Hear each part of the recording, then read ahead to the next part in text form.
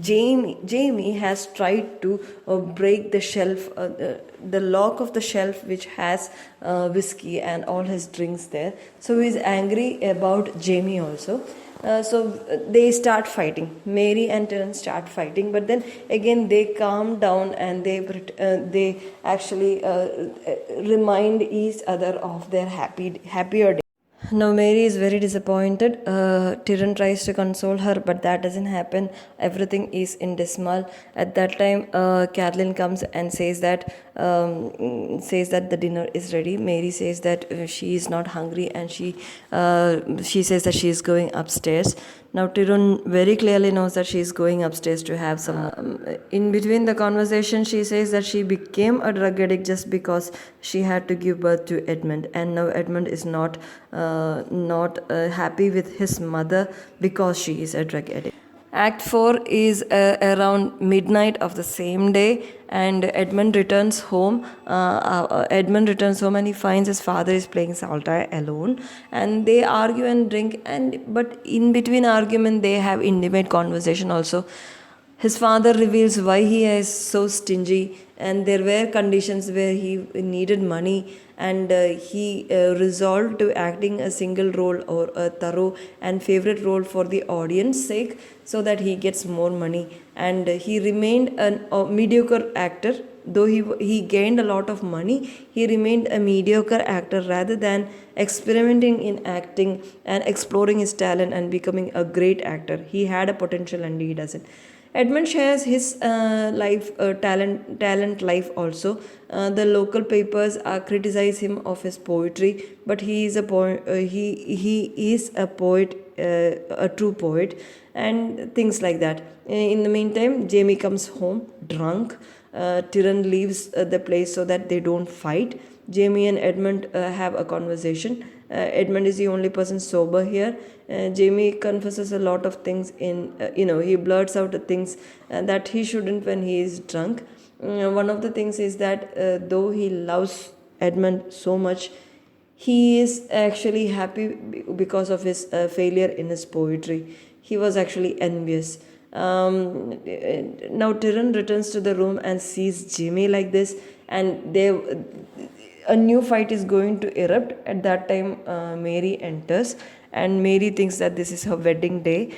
She is wearing that kind of she dreams of the past, and she says strange things to them. She is not actually conversing with them. She just blurts out strange things. She is unaware of the presence of the three men in the room, her sons and her husband, and they are shocked to see her in that state.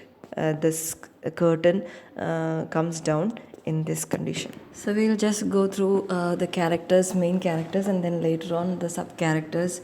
I mean, there are only 5 characters in the play mentioned, but then we have a few mentioned in between their dialogues. We will see into it.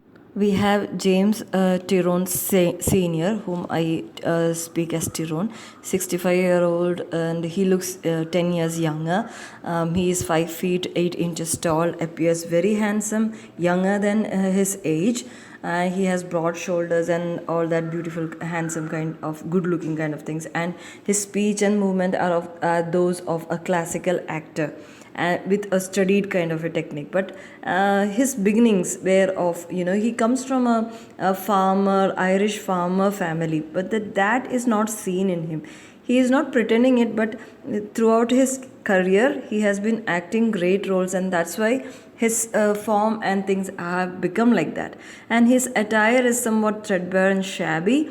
He doesn't bother to dress very prettily like as he looks. He is just clothing to the limit of usefulness, and then he does not like being called old man by his sons. Mary Cavan Tyrone. She is 54 years old, the wife and mother of the family, who lapses between self delusion and haze of morphine. She is addicted to morphine, as we know now. She is of medium height, graceful looks, and she is a little bit plump. She was once extremely pretty, and she is still striking. In spite of morphine reducing her beauty, she is still striking.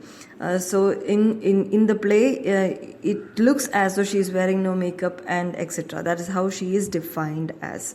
The doctor who treated her simply gave her painkillers, and that made her a long time addict to drugs, morphine, that she is now.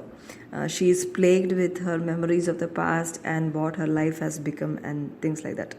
Her voice is with a touch of Irish lilt when she is very happy. Then we have Jamie, that is James Jr. He is 33 years old, and he too is quite okay, handsome, and he has a habitual expression of cynicism in him. And he is also an actor like his father, but the problem is he doesn't find job. He is attractive to women, and he is popular with men also. And he is womanizing and alcoholic, that kind. He is sad about his failures. He is sad, he is disappointed about his father also, and his miserliness. He is a sort of he loves his family, but then he complains and things. Have the youngest Edmund. You can say he must be the most sober in this family. He's 23 years old, and he's thin and weary. He looks very sick. He is the youngest son in this family. He has tuberculosis. He is an intellectual, and he is poetically inclined.